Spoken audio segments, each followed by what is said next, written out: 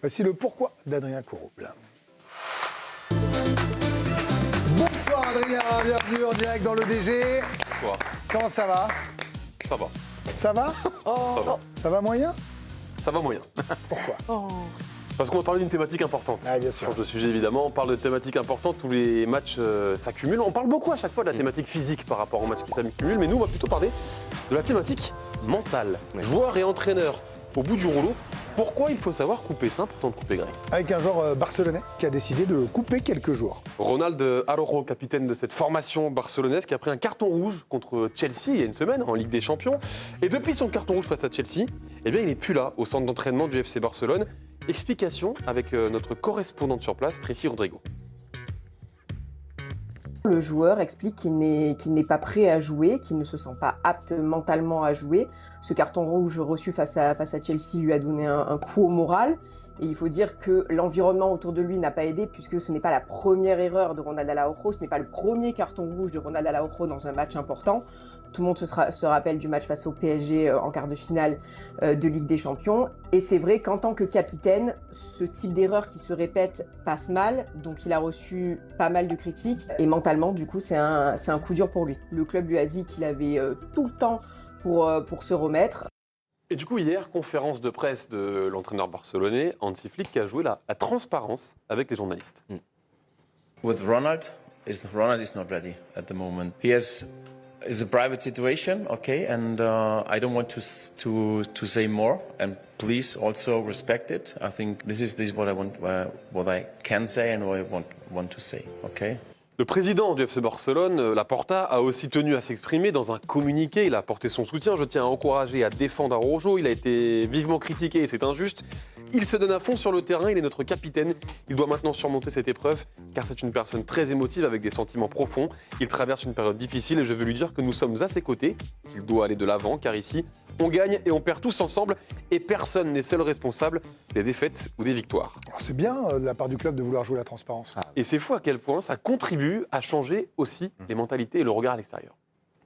Je trouve ça bien que le Barça soit transparent finalement sur la situation de Ronald Araujo. C'est bien de dire que le joueur ne se sent pas apte parce que ça normalise la chose. Bien entendu que les supporters se sont calmés et même la presse parce qu'on a eu des éditos assez sévères contre Ronald Araujo après le match face à Chelsea. Et de savoir que c'est un problème mental et qu'en plus il en parle ouvertement, bien entendu que la plupart des gens ne vont pas l'enfoncer plus que ce qu'il est déjà.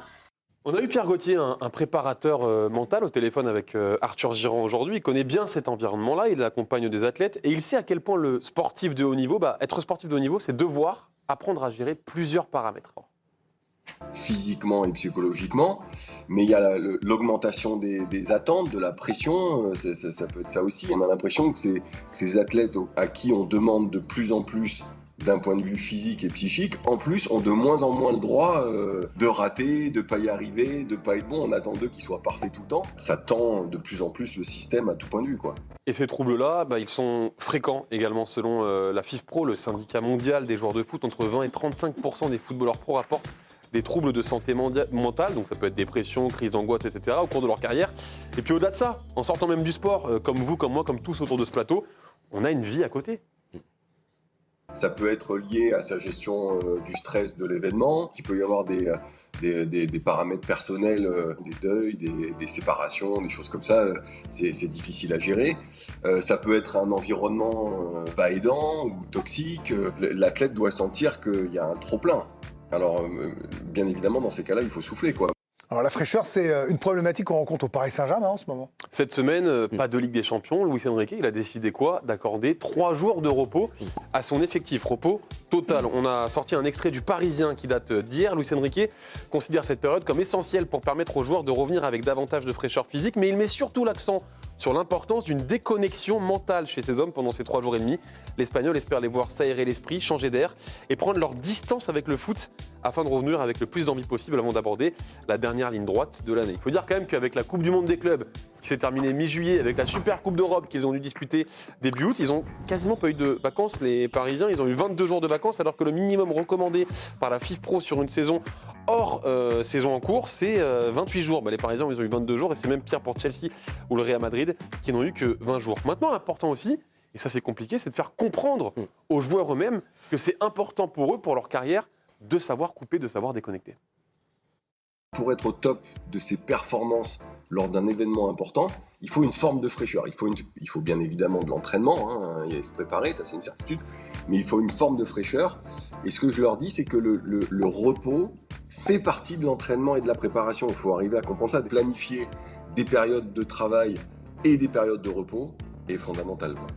Il n'y a pas que les joueurs qui ont besoin de vacances. Antonio Conte, il y a 2 semaines, avec cette formation de Naples, ça va pas du tout. Il reste sur 3 matchs sans victoire, sans but, il perd 2-0 à Bologne. Et alors, il décide de partir en vacances. Il y a l'Italie qui s'enflamme complètement, extrait dans la Gazzetta le 12 novembre 2025. Cette fois, l'annonce fait des vagues, car elle intervient après son coup de gueule contre l'équipe suite à la défaite décevante à Bologne, et après que le président Aurelio De Laurentiis a dû publier un long message sur les réseaux sociaux pour faire taire les rumeurs de démission de l'entraîneur. Il est parti 3 jours en vacances, et il est revenu avec un nouveau système en tête. Avec des choix forts, Naples a enchaîné 3 victoires consécutives. Elle est à gagner à Rome. Et pour clore sur cette histoire, ça a inspiré d'autres entraîneurs, dont peut-être le plus grand d'entre eux, Carlo Ancelotti, qui a dit ça quelques jours après. Là encore dans la Gazzetta, l'entraîneur du Brésil, évidemment le sélectionneur. Il a bien fait. L'entraîneur subit de grandes pressions. Notre travail est très compliqué. Il y a des moments où tu as vraiment besoin de te déconnecter, même juste pour un instant. L'entraîneur ne se déconnecte jamais, même quand il a peu de joueurs, il est toujours là. Et le repos est fondamental. Je pense que Conte a ouvert une voie qui peut être suivie, en espérant que Ronald Araujo, le Barcelonais, soit lui aussi un pionnier. Merci Adrien Courreau, avec Arthur Gérard, Baptiste Vautier pour ce pourquoi. Très instructif. Alors il y a beaucoup de choses parce que j'ai entendu des réactions de certains quand on a parlé qu'on allait faire le pourquoi, pas ici. Donc ils disent ouais mais ça va, avec tout l'argent qu'ils gagnent, on leur demande de jouer au foot. Non mais je sais Benoît, je sais, je vous dis juste ce que j'entends. Et puis d'autres qui disent, je suis désolé, mais les troubles mentaux, la dépression, les coups de blues, les coups de stress, les crises d'angoisse, c'est tous les métiers, c'est tout le monde est touché, concerné. Je viens vous voir en premier, pardonnez-moi Julien et Johan, je vais voir mes anciens joueurs. Benoît, vous avez commencé à parler. Est-ce qu'à un moment dans votre carrière, très honnêtement, je ne sais pas si vous en avez déjà parlé, peut-être l'occasion, nous on n'en a jamais parlé ensemble. On a parlé des blessures physiques, mais pas des blessures de la tête. Vous avez ressenti, à minima, le besoin de déconnecter? Bien sûr, et moi ça a été lié à mes blessures. Parce que moi, j'ai passé 1 an où tous les jours, H24... Ah, c'est Adrien qui a appuyé sur le buzzer et qui envoie une musique. Tout va bien. J'ai passé 1 an H24 où tous les jours, je me levais, j'étais dans la douleur, en fait. Je partais à l'entraînement en boitant, je revenais en boitant, je prenais des anti-inflammatoires tous les jours. Donc, au bout d'un moment, psychologiquement, ça vous atteint parce qu'en fait, OK, il y a la douleur. On peut faire abstraction de la douleur. Et en fait, ça vous ronge parce qu'en fait, vous vous dites... En fait, j'arrive pas à être à 100%, j'arrive pas à donner le meilleur de moi-même. Et du coup, en match, ça va se voir. Et si ça se voit, il va y avoir des critiques. Et qu'est-ce qu'il a? Et il doit laisser sa place parce qu'en fait, j'ai mal. Donc forcément, psychologiquement, ça vous atteint. Donc oui, il y a eu des moments compliqués. Mais par contre, moi, sur 1 an, voilà, j'ai jamais lâché. Après, on est tous différents face à tout ça. Je pense qu'aujourd'hui, ce qui est compliqué à gérer, c'est qu'aujourd'hui, il y a les réseaux sociaux.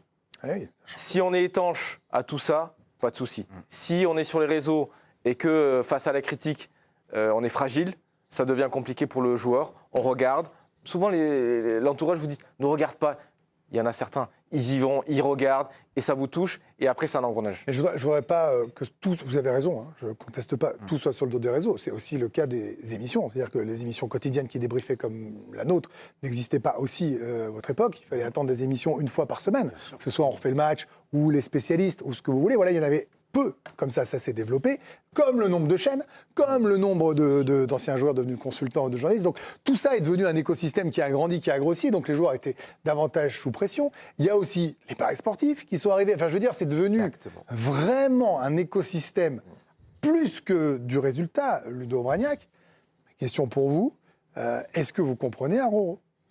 Parce que lui, après ce qu'il a subi à Chelsea, on pourrait dire, je suis désolé, il était le capitaine du Barça, accepte l'erreur ou pas? On n'est pas tous faits du même bois. Donc il y a des garçons qui peuvent prendre la pression, la transformer en une énergie, en quelque chose de positif. Moi j'adorais me faire siffler, j'adorais me faire insulter. Pour moi c'était un... Vous continuez d'ailleurs, on le fait à chaque début d'émission, on insulte. C'était un catalyseur pour moi. Donc mais vraiment ah oui, vraiment. Il y en a beaucoup de joueurs comme ça. Nourrissais de ça, mais vous ne pouvez pas imaginer. On adore. Hein. Plus vous me sifflez, plus meilleur j'étais. Mais... vous allez arriver... Non. Et donc, moi, je suis surtout content qu'on commence à prendre en compte. On a parlé du physique pendant très longtemps dans le monde du foot. mis un peu de côté Bien sûr. l'aspect mental, qui était un truc un peu farfelu.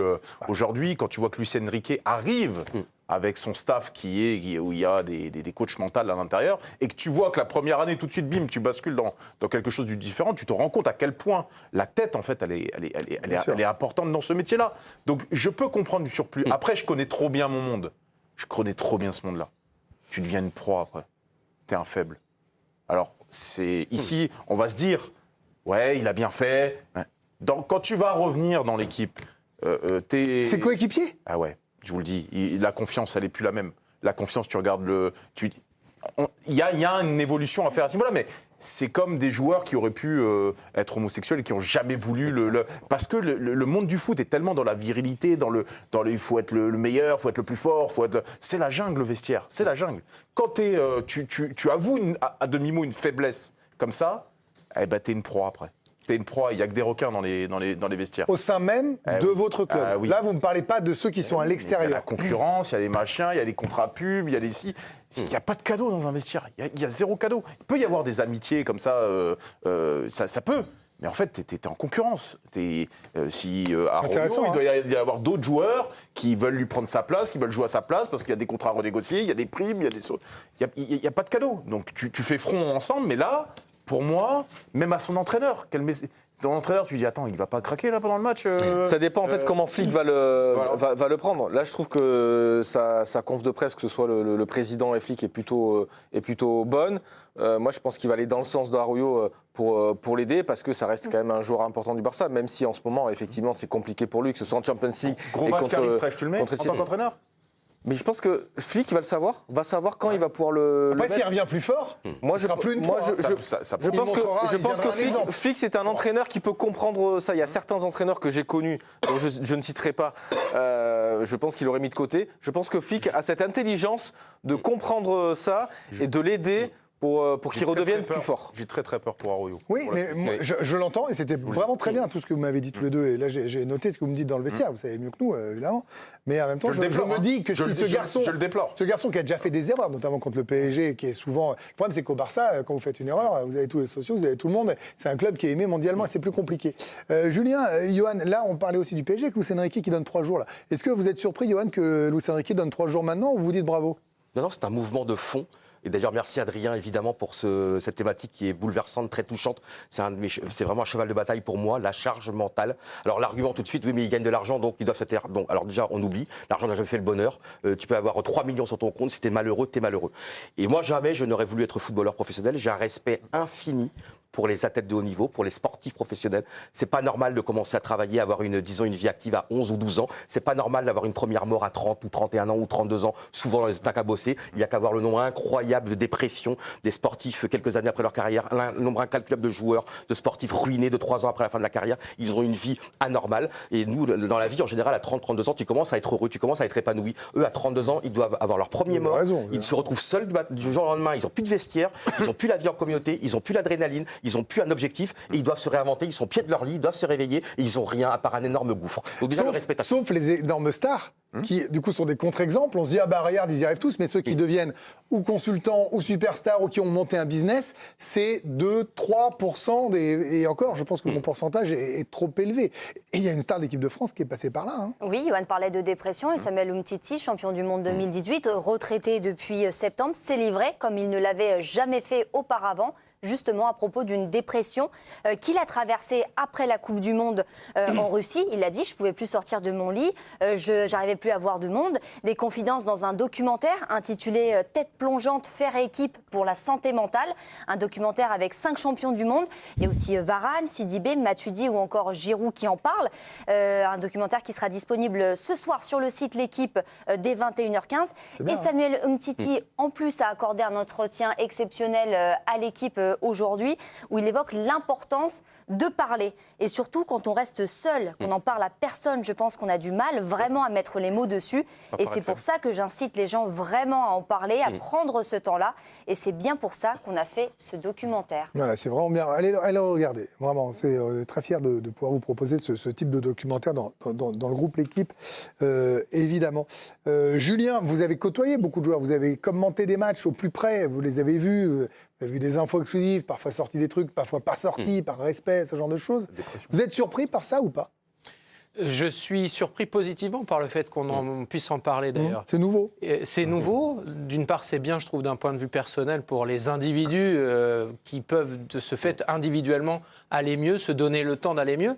Et je pense que même, d'une manière un peu cynique, je pense que professionnellement, c'est un plus en plus. Parce qu'on a tous eu des moments plus ou moins difficiles dans notre vie et dans la plupart des jobs, on peut masquer aussi les périodes difficiles. On peut aussi passer un peu derrière les autres et pas aller discuter avec tout le monde. Quand tu es footballeur, tout ce que tu fais, c'est public. Quand tu joues, c'est public. Quand tu sors, c'est public. Quand tu t'exprimes n'importe où, c'est public. Et ta souffrance, elle est encore décuplée, puisque ce sont des moments où tu as envie d'être plutôt avec un dialogue intérieur. Donc je me dis que au-delà du fait que ça fera du bien à chacun d'entre eux, le fait que ça leur permette d'avoir des moments peut-être de pause, et en cela, ce que fait Luis Enrique, c'est peut-être de la prévention par rapport à tout ça, et c'est vraiment très très bien, c'est quand même un élément qui est très positif. Après, on ne peut pas imaginer que tous les joueurs aient le même type de situation au même moment, mais il n'empêche que quand on voit qu'il y en a un qui est vraiment au bout de son chemin personnel, lui permettre de faire quelques pas de recul, c'est quand même quelque chose de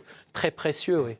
Ben voilà, pour ce thème important, majeur, de société et aussi de foot, puisque ça concerne tous les métiers. Et nous, on parle de football et c'est vrai que c'est souvent plus rare à exprimer. Vous avez donné de très beaux témoignages tous les quatre avec vos regards de suiveurs ou d'anciens joueurs. Merci Adrien pour ce pourquoi.